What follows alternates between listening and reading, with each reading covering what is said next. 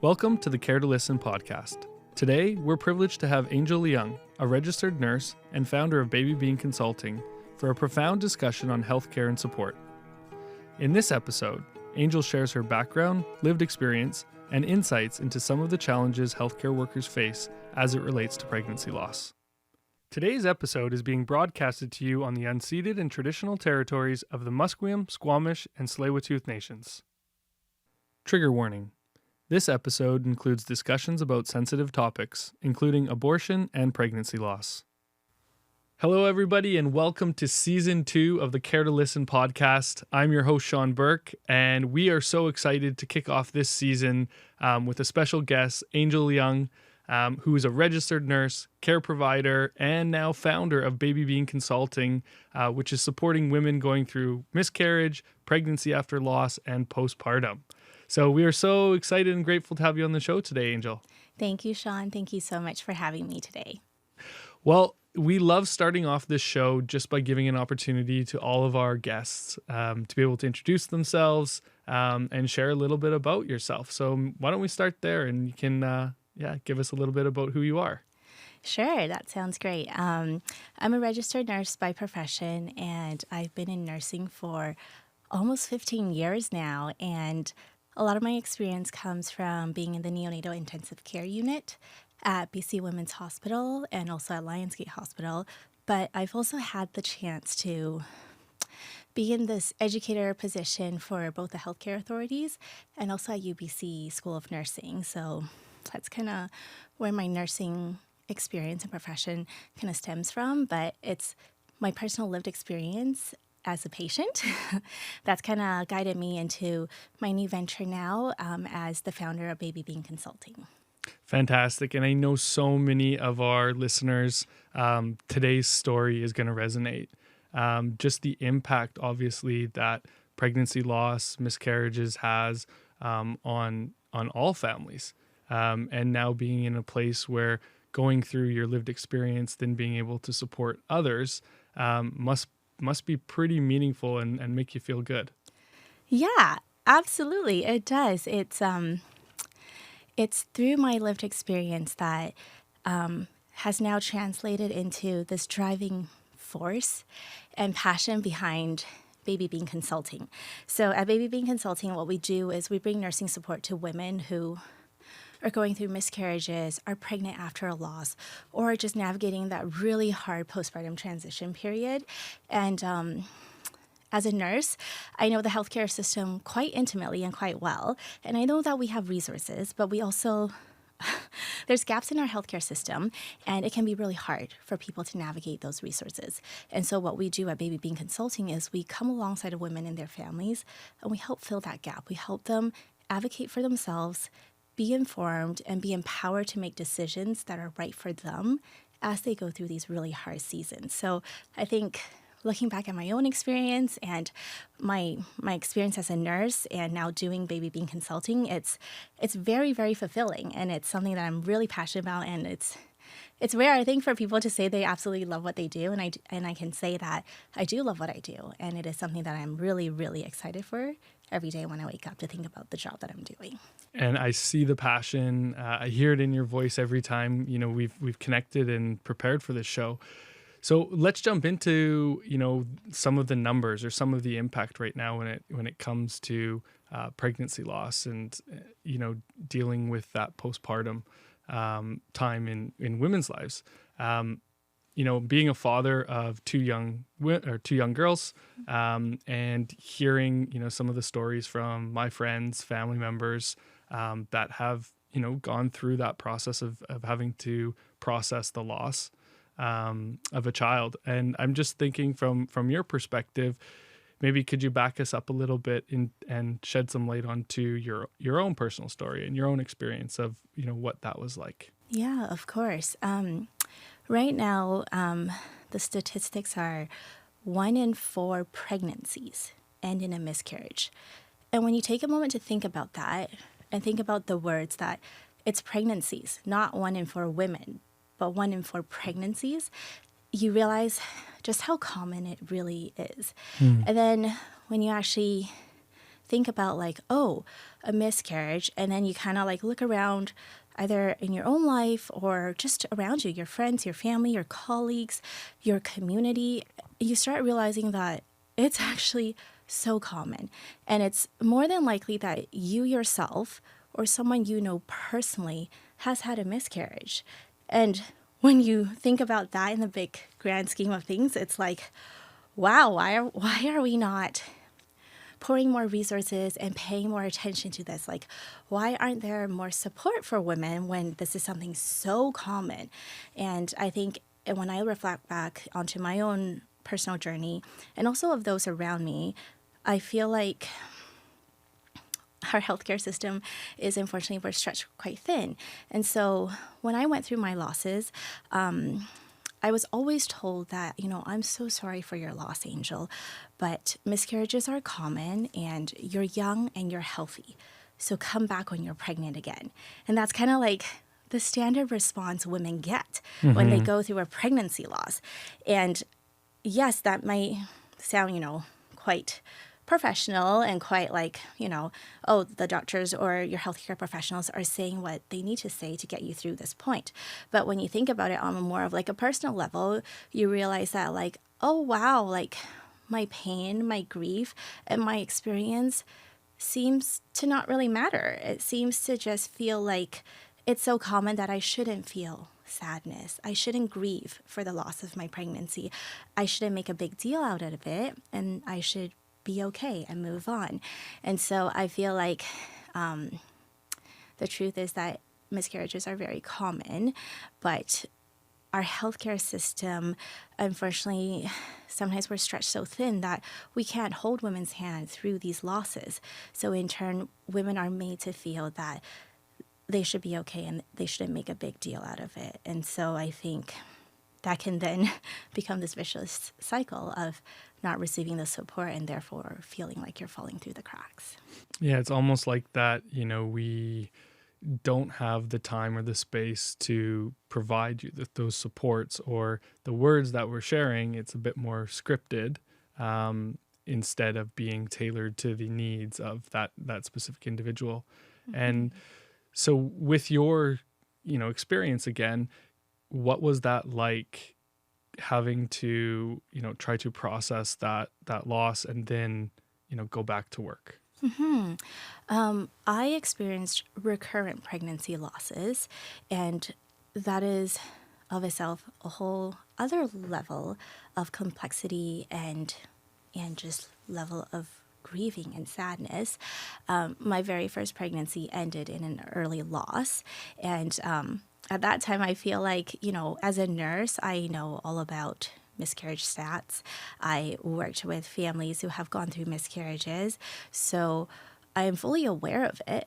But I think it isn't until it actually happens to you that you really take a moment to realize that, oh, wow, I am 1 in 4. Oh, wow, this is happening to me. I just lost my baby. This pregnancy is no longer viable. I think it hits you really hard when it happens to you. And I think for me personally, in my experience, I had an early loss, but then I went on to have a term pregnancy. I had a sweet little girl who is who is 5 years old now. And then, so I think it's easy for healthcare professionals and for people in general to look at someone who's had a loss, but then move on to have a live birth to say, oh, you were just unlucky, to kind of brush off that experience of loss. And then, but for my husband and I, we went on to have recurrent losses after having my daughter. And our losses included a second trimester loss. And I remember distinctively, every time we had a loss, we were always told that, it happens. I'm sorry it's happening. We don't typically test or send you for additional diagnostic investigations unless you've had 3 losses or you've had, a second trimester loss or a stillbirth or other complications. And I remember as a nurse, I felt like I understood what they're trying to tell me, but I also understood, I understood the limitations of our healthcare system. But as a patient, I remember wanting to scream at them and being like, well, why doesn't my pregnancies matter? Why doesn't my losses matter to you? Why do I have to have had 3 losses before you would take me seriously? Why do I have to be in this limbo stage of not knowing whether I should try again, whether I'm going to miscarry again, or just all of that uncertainty and feeling like I'm all alone and I have to navigate through that myself. I remember feeling like that time and time again throughout our recurrent pregnancy losses. And in conversations with my husband in hindsight, he recalls me fighting so hard to ask for additional support, additional resources, additional referrals or testings and, investigations of why were we having these miscarriages, what's happening, and what can we do to prevent it. And I think from his perspective of my spouse, but also as like a general public who is not involved in the healthcare system, his perspective was, Angel, like you had to fight so hard for yourself. I watched you advocate so hard for your own health care and for our future as a family, whether we were going to grow. And he always told me, he was like, if it was me, I wouldn't know what to do. And it is only because you're a nurse and you have the knowledge and you know the healthcare system that you can do this. You know how to navigate the system and advocate for yourself. But what about everyone else? And I think that's really stuck with me as we journey through our fertility journey and now into baby being consulting. I think that's always been something that comes back to me, my own personal experience, but also just the question of what about other people who have no one else to hold their hand and they don't even know where to begin to navigate through this. So I think that's kind of where my own experiences crosses over to what I do now. Yeah, it's such an important service that you're providing. And, I just want to pause as well, too, and say thank you. Thank you for sharing your personal story. I know so many of our listeners in particular, where an industry that you work in is dominated by females. Mm-hmm. And so in particular, these stats, hearing them, I'm one of those people who know somebody, and I'm pretty sure that everybody, if it's not themselves, there's somebody that they know. And it's such a big thing that happens in society, and having those supports, having those resources to turn to, and providing navigation services that, again, are accessible, simple, and make that journey a little bit easier is such an important offering that you're able to provide. And in addition to that, I think, something that our listeners, I hope that they'll take as well too, is that there's also the potential for supports. So given the fact that you are a registered nurse, you continue to practice, there may be some financial support that people looking for your services might be eligible for. So just want to jump in there and, have you shed a little bit of light on that as well. Yeah, I think in terms of support, so obviously what I do now for Baby Being Consulting is considered private nursing care, but the beauty of it is that the majority of healthcare professionals and the general public, I think most of us have coverage to a certain extent in terms of extended health benefits or, other coverage. And the beauty of it is that because we provide registered nursing care at Baby Being Consulting, we are able to run that through your extended health benefits so that you do have coverage and it's more than likely that you will be covered. So I think a lot of times people don't think about it. They don't really think about I could get a registered nurse who really knows how to advocate for me, who can really care for me and help me and coordinate the services that I really need in this time where I don't have the physical or mental capacity to do it. And I am going through an acute situation, whether it is, going through a miscarriage or, having had a stillbirth, or you're navigating complicated pregnancies after a loss, or, you're going through a really traumatic postpartum transition, all of that. If I think people don't realize that, support are out there, and we think it's easy to think about like, oh, coverage, like, the typical, like, from an RMT or from a chiropractor, from a physio, but registered nurses are also part of many people's coverage. And I think that is a resource that people can tap into or look into. And such a great opportunity to connect with somebody who has had that lived experience, who is a registered nurse. So, on the one side, you were the patient, and then now, you're the health practitioner. Yeah, exactly. And I think there's this full circle for me at Baby Bean Consulting is to provide that, is to be that person who, I've been there, I've experienced this, so I can hold your hand and I can walk you through it. And I think, like, for me, when I reflect back on my own journey, I remember desperately looking around, seeing like, is there someone else who can hold my hand as I go through this? Is there someone out there who is also like a healthcare professional who can tell me what to do? And I couldn't find anybody. And I think that was kind of like the driving force and the push too, to do this, because it is such a need. We have such healthcare gaps, and what we're lacking is not specifically resources. We have resources. They just are often siloed off and have limited accessibility to people.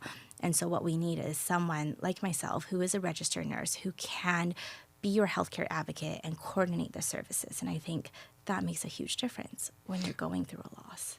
And having that fine line between taking care of yourself and providing care to your patients, in particular, if somebody was experiencing or going through this and not taking time off work, what sort of tips or what kind of advice might you offer somebody who's going through that?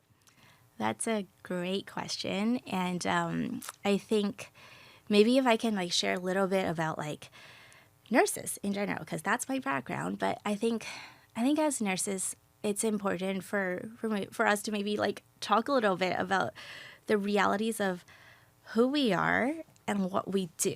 And the reason for that is because, as nurses, we've gone through years of training to become a nurse. We've been trained to do our jobs really well, and that is to care for our patients and essentially to keep them alive. And so we do whatever it takes. We have a very specific skill set, and we do whatever it takes to show up as a nurse for our patients. And I think that spans into other areas of healthcare. All healthcare professionals, we are all trained to do our jobs well, and we're all trained to show up. We're essential workers. We don't take a break. And so with that mentality, I think nurses, and I'm speaking from, I guess, a nurse's perspective, is that we show up because our patients need us. And in turn, our own physical and mental well-being is often pushed aside or left on the back burner because we are needed. So we have to be there. And I reflect back on my own nursing training, and I think, to be honest, I don't think I can ever recall a specific course or lecture or clinical placement where the focus was on myself, on self-care, on how to take care of myself so that I can be the best nurse for my patients.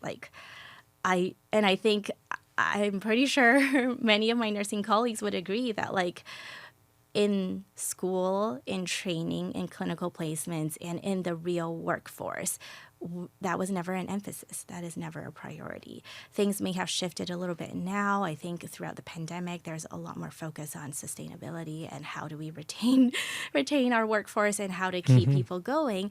But the truth is that our patients will always come first.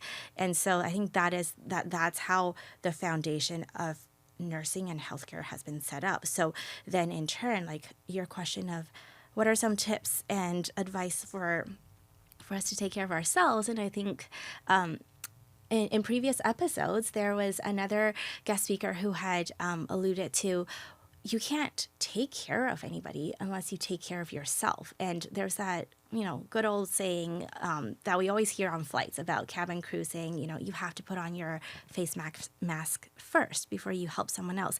And I think that rings so true. And it's only recently that it's been brought to light that we're putting more focus on that.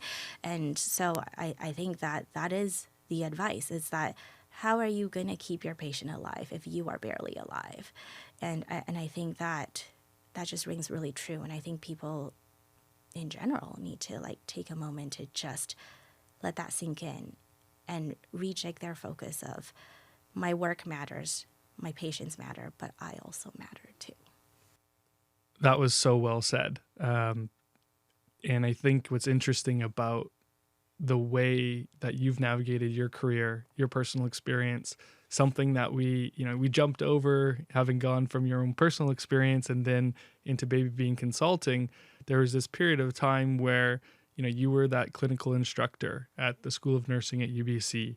And just like what you mentioned there was this gap when it came to acknowledging or putting more emphasis around that self-care priority and making sure that you're well before you can support your patients, and that fine balance and line between the two. So having seen that, having been a strong advocate for the profession to support and prioritize this, what else do we need to do when it comes to supporting caregivers, when it comes to prioritizing their self? I think awareness is key. And I think that it's so easy for caregivers, healthcare professionals to just hear all these things about like self-care, take care of yourself, take a break, don't burn out. But the realities are that, sometimes you maybe need to implement something into your daily work schedule, your routine, into the protocol, into something bigger, more systemic. But I think just talking about it might not be enough. Bring awareness to it is just such a small little piece. And I think we're all aware and we can all agree that change is hard and change will often be met with resistance. And I think that there isn't a clear cut, one answer that fits all that can change healthcare overnight. But I think realities of people accepting that I can't do it all and that I need to take care of myself, and then having people within their team, their department, their colleagues who are also supportive of that, like the peer support, the manager support, the leadership support. I think all of that can contribute to a more bigger scale change of people being able to take care of themselves. Then in turn we have a more robust and healthy healthcare professional pool to then take care of our general public. It seems like such a simple thing. And immediately, as soon as you talked about, the expectations almost that are, or false expectations that are created when it comes to healthcare workers and being these superheroes. I think back to the pandemic when there was the 6 or 7 o'clock, support, and there was the label that was created, healthcare heroes. And absolutely, when it comes to the work and the impact, healthcare workers are heroes.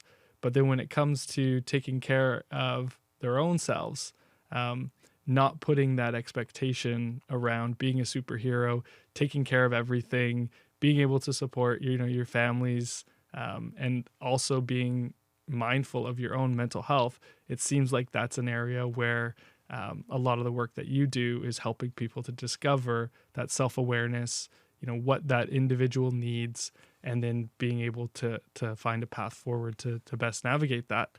So I'd like to just kind of jump into that a little bit when it comes to those communities that you're creating.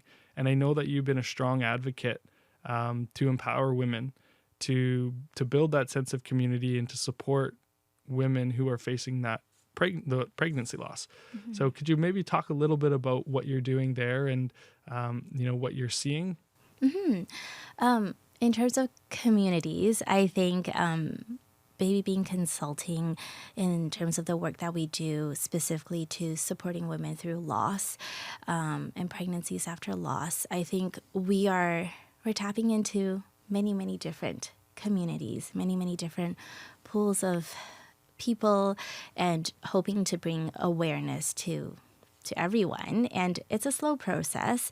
And I think, like I mentioned earlier, change can often be met with resistance. And so it hasn't always been easy. But in terms of just little things like bringing awareness of of the statistics of miscarriage, of loss, of how common it is, and just opening up the door for safe conversation, for people to feel like it's okay to talk about my loss.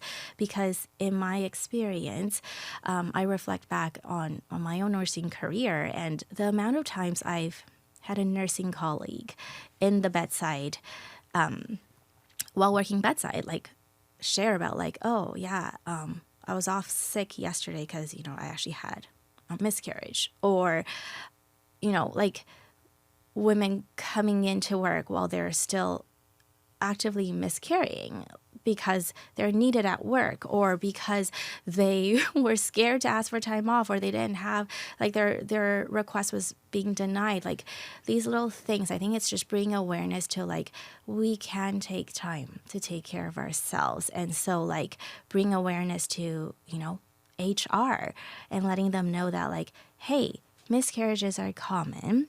Women will experience it and they will need time off. So how can we better support them? What are tangible resources we can give them and support them through this, rather than just telling them, I'm so sorry, take some unpaid leave and, good luck. I think stuff like that. And also just bringing the awareness to, like, different levels of community, in terms of, like, we've had the privilege of partnering with different clinics and different entities within British Columbia to bring more awareness of baby being consulting, about pregnancy loss, and the support that is available out there. So community involvement is huge, because that's how we reach people. That's how we make sure that we are there for the women who may be falling through the cracks. And for somebody who might be listening to this story, experiencing or going through some of the challenges that we're talking about, your voice matters. Speaking up, talking about it, having conversations, while maybe so difficult, I know that it's helpful. It may be helpful. It also helps to create these conversations where it becomes more normal, where we reduce those stigma. And from a pure mental health perspective, it can be the first step in terms of getting that additional support. And putting your hand up and saying that you need that pause. How do you work with those health practitioners who are going through that, becoming the patient? How do you encourage them to have those open conversations when maybe they might be thinking, oh, this is just me. I need to suck it up and get through it because that's what I'm so used to doing, and what my job demands of me. How do you sort of help encourage and have those conversations of taking that next step? Mm-hmm. I think sometimes these conversations are hard, and they're hard because, we put that expectation on ourselves that we need to be okay, that, it's unfortunate. It's a tragedy. I lost my baby. These things are happening to me, and so I'm going to push through. Or sometimes work becomes an escape. We go to work because we feel better about ourselves, because we can help other people. But I think for me at Baby Bean Consulting, it's really, really important, and it's one of our main focuses. It's to actually connect with our patients, with our clients, and to take the time to hear their story, to take the time and to understand their end goal, because not everyone's end goal is to get pregnant again. Not everyone's end goal is to have a baby. Maybe someone has gone through multiple losses and they're ready to close that chapter and move on, and they just need to be able to vocalize that. They need that safe space to talk about it. And so we focus on getting to know our patients and our clients, because oftentimes they were never awarded that time and that space by their doctor or their specialist, because everyone else is too busy or doesn't have the time. And so we want to know your story. We want to hear your voice and your thoughts and your end goals. And then we want to help map out the resources that you're already connected to, the healthcare team and the providers that are already supporting you. And we want to identify the gaps that are there so that we can fill it. We can get you connected to mental health. We can get you connected to local resources. We can get you connected to any services that you need in this journey so that you don't feel alone. And so I think it all starts with having that open, genuine conversation of how are you and where are you at in this journey? Like, what's going on? How can we help? And I think oftentimes it's surprising to hear that many women will respond saying that no one's ever actually asked me that. No one has actually taken the time to ask me, how am I and what do I want right now? Like, what is my end goal? People often, it's easy, like, and I admit it as a nurse myself, it's easy to look at someone and look at them medically and say, oh, based on your chart, based on your clinical assessment, this is what you need. But we often forget that they have a story, they have desires, and it's more than just what we see in their charts, in their lab results, and in their doctor's notes or whatever it is.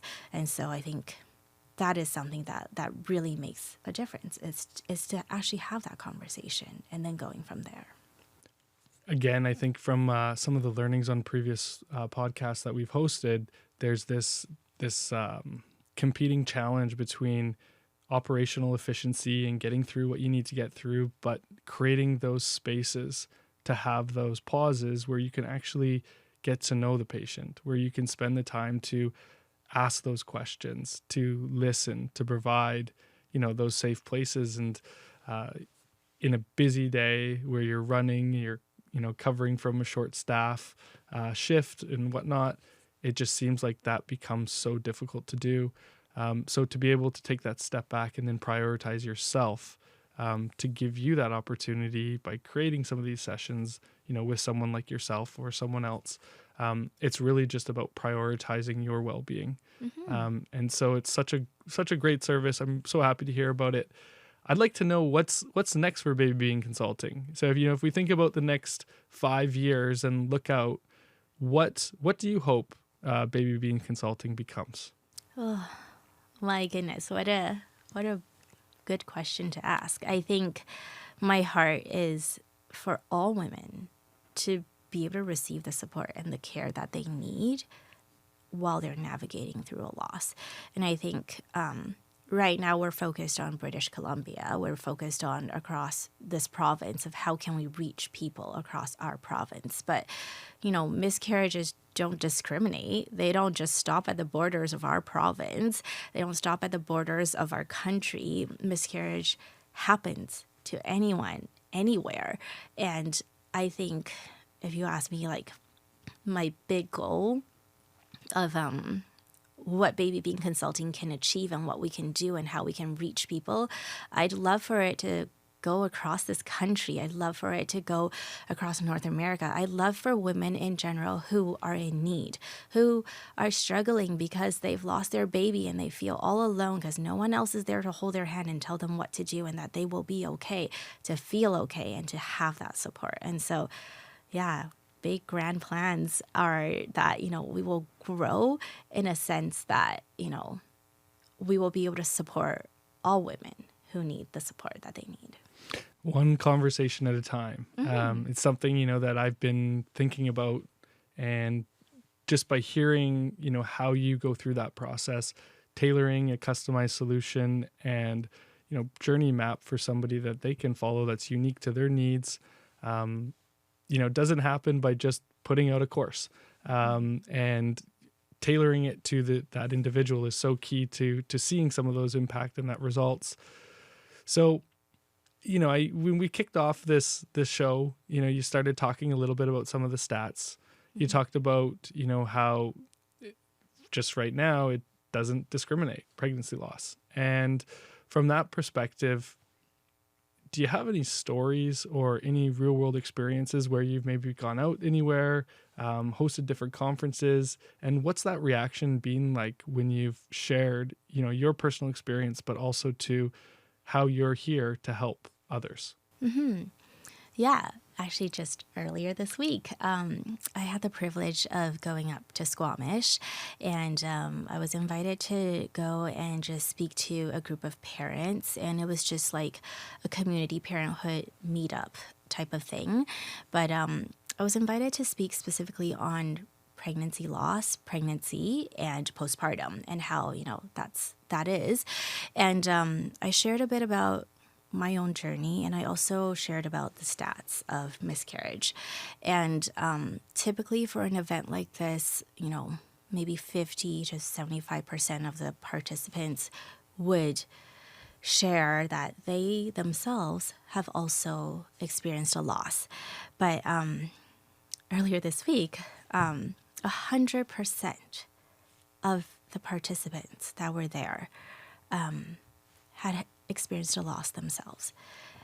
That is 100%. Every single Wow. family that showed up that day have had a personal experience with loss. And that is mind-blowing to think about. And as we chatted and as we opened up the space to be safe for people to share their stories and talk to each other about it, it was like, wow, we've all had similar experiences, and some of us have had really, really great support, and it's amazing.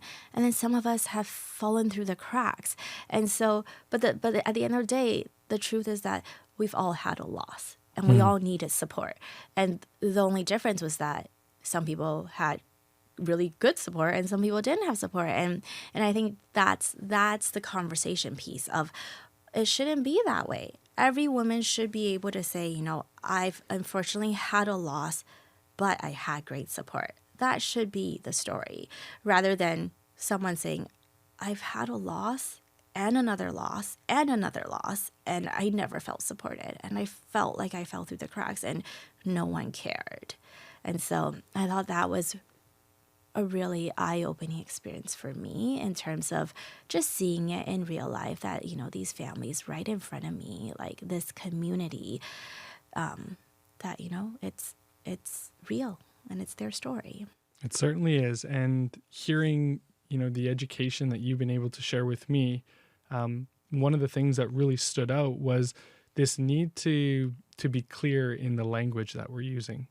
And something that, I remember asking you, is there a proper way to talk about pregnancy loss? What should we be saying when it comes to language? So could you share maybe a little around what that looks like and, best practices when it comes to, words of talking and dealing with miscarriages and pregnancy loss? I think in terms of that, yeah, the language is very important and it makes a huge difference. And I think I can speak of it from my own perspective as a second generation immigrant to Canada.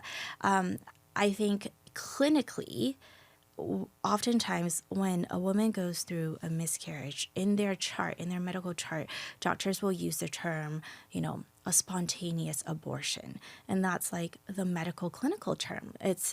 It's nothing to pin a woman on their choices or on what, their lifestyle or anything, but it's just clinically, that's the word that we use, that it's a spontaneous abortion. But for someone like myself, without my medical background, when I look at that, when I look at my own chart and I look at the word abortion, I automatically flinch, because in my mind, I feel like that wasn't my choice. I didn't choose to abort my child. It was a very much so wanted pregnancy and wanted child. So it can be very jarring when someone has to reconcile their personal experience with their medical records, with the clinical jargons and the words that's being used. And sometimes I've come across clients who have shared, and these are clients who are, well past the childbearing years, and they're coming to me just sharing that, hey, I've had a loss 20 years ago, 30 years ago, and my doctors told me I had a abortion, but maybe the word spontaneous wasn't specified. And so they've carried on that weight for all these years, all these decades of feeling like it was taboo, it was a no-no, I had an abortion. And so in turn, they didn't share that with anybody around them. They didn't tell their families, they didn't tell their friends, because they didn't want to say the word, I had a spontaneous abortion, I had an abortion. And so I think when it comes down to it all, language matters. As healthcare professionals, I think we can have the compassion and the kindness to explain to people and say, medically, you are experiencing a spontaneous abortion, not an elective abortion, a spontaneous one. And in reality, that's a miscarriage. And this is, what you can expect, da, da, da, da, da. But at the same time, I think it is important to bring that to light, because oftentimes it's so, as healthcare professionals, we're just so caught up in our world of taking care of people, making sure they're alive, and then moving on to our next patient, because there is so many of them that, we forget that words matter, language matters, and how we say it, how we deliver these news can be make such an impact for someone else's life and potentially their whole life. It's a weight that they might have to carry because they heard the word abortion and now they feel like, I can never share this with anyone around me because it's maybe culturally not appropriate. Maybe it's too shameful. Maybe it's just too much to talk about. And so, yes, language matters. And I think that just bring awareness to that is a huge first step. I'm so grateful that we're able to touch on that because, when you hear that word, and I think it's the word that gets so charged, the word abortion, right? Mm-hmm. Whether or not you have, the precursor to the word or not, I think it just immediately, it triggers something in a lot of people. Mm-hmm. So being mindful, one, if you are that healthcare provider and you're working with a patient, but also two, recognizing that, there may be trauma related to that individual and trying to be mindful, in that communication, creating those safe places. And again, like you said, being careful and intentional in the language that we use. Absolutely. And I think I love how you brought that up, Sean, that everything we do in this day and age is trauma-informed care. Everything that we do has to shed light on the fact that we have to be mindful of what we say, how we do things, and we have to bring in trauma-informed care. And with that, Baby Being Consulting, we can't do what we do alone. At the end of the day, our healthcare system, we have to work together. I work alongside all of my clients and their medical team. I'm not a solo practitioner that can fix everybody's problem. But at the same time, it's being able to speak the same language, being able to be on the same page, and being able to make sure that our client, our patient's best interest always comes first. And I think that is something that is, a work in progress at times, but it's something that I think the more we talk about it, the easier it becomes, that the more people are able to recognize that and be like, oh, we're not fighting against each other. It's not about, my doctor's better, or my nurse is better, or my specialist is better, or, everyone failed me and no one's taking care of me.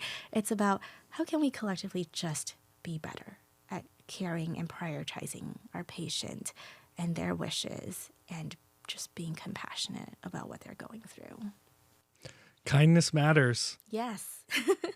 Well, with that, I couldn't think of a better place to end our conversation today, to re-emphasize the importance of somebody to prioritize their well-being, to show up for their patients. It's important for them to be their best selves. And, no matter what you're going through with respect to pregnancy loss, postpartum, there's people like you with great services that are available. And we hope that all listeners on the call today, are able to access some of those supports. We'll make sure to leave some of those links in the show notes below. But Angel, it's been a pleasure to have you on this call today. And we're just so grateful that you could be here.